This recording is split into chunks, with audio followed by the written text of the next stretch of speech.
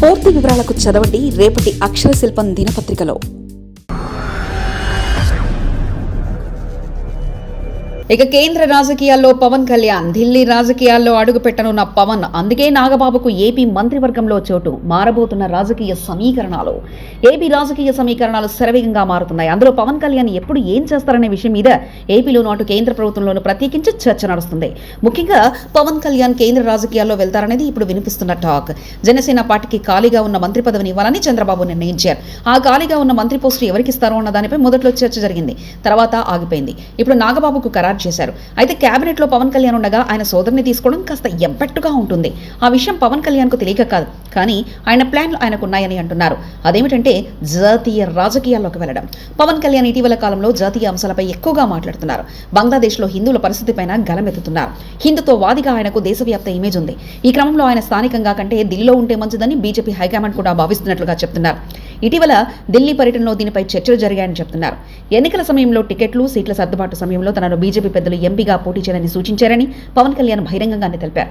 కానీ ఇప్పట్లో ఇంట గెలవాలనే ఉద్దేశంతో ఆయన ఎమ్మెల్యేగానే పోటీ చేశారు. డిప్యూటీ సీఎం అయ్యారు. ఇప్పుడు పవన్ కళ్యాణ్ వచ్చిన జాతీయ స్థాయి ఇమేజ్ తమిళనాడు, ఢిల్లీతో పాటు ఇతర చోట్ల ప్రచారానికి ఉపయోగించుకోవచ్చన్న ఎన్డీఏ పెద్దల వ్యూహం. పవన్ భావజాలం అన్నీ కలిపితే ఢిల్లీలో ఉండాలన్న వాదన వినిపిస్తుంది. పవన్ కేంద్రంలోకి వెళ్లాలని నిర్ణయించుకున్నందున నాగబాబుకు కేబినెట్లో పదవి ఖరారు చేశారన్న వాదన కూడా బలంగా వినిపిస్తుంది. ఈ విషయంలో జనసేన పార్టీలో ఎలాంటి చర్చ జరగలేదు. పూర్తిగా పవన్ కళ్యాణ్ నిర్ణయం మీదనే ఆధారపడి ఉంటుందని అంటున్నారు. నాగబాబు కేబినెట్లో చేర్చుకోవడం అన్నది ఆసామాషి కాదని ఓ వ్యూహం ప్రకారం జరుగుతుందన్న అభిప్రాయం వినిపిస్తుంది. AP deputy CM Pawan Kalyan సోదరుడు నాగబాబుకు ఏపీ కేబినెట్లో చోటు దక్కింది. ఆయనను మంత్రివర్గంలో తీసుకోవాలని నిర్ణయించినట్లు ఏపీ సీఎం చంద్రబాబు నాయుడు ప్రకటించారు. ఆంధ్రప్రదేశ్ అసెంబ్లీ సీట్ల ప్రకారం 25 మందిని మంత్రివర్గంలో తీసుకునే వీలుంది. ప్రస్తుతం ఏపీ కేబినెట్లో 24 మంది మంత్రులున్నారు. అందులో జనసేన నుండి డిప్యూటీ సీఎం పవన్ కళ్యాణ్ తో పాటు నాదెండ్ల మనోహర్, కందుల దుర్గేష్ మంత్రులుగా ఉన్నారు. బీజేపీ నుంచి ఒకరికి అవకాశం దక్కింది. ఇప్పుడు ఏపీ కేబినెట్ లో నాగబాబును కూడా తీసుకున్నట్లు సమాచారం. అయితే నాగబాబును రాజ్యసభకు పంపుతారనే ప్రచారం ఇటీవల జరిగింది. అయితే సోమవారం రాజ్యసభ అభ్యర్థుల ఖరారుతో ఆ ప్రచారానికి తెరపడింది.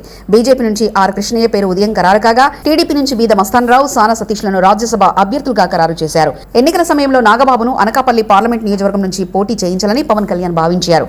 సీటు ఇక నాగబాబుకి అన్న సమయంలో పొత్తుల లెక్కలకు తెరలేచింది.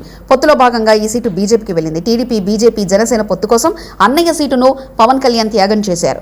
నాగబాబు కూడా కూటమి గెలుపునకు తన వంతు కృషి చేశారు. ఎన్నికల్లో గెలిచి టీడీపీ కూటమి సర్కార్ అధికారంలోకి వచ్చాక నాగబాబుకు కేబినెట్ లో చోటు దక్కింది.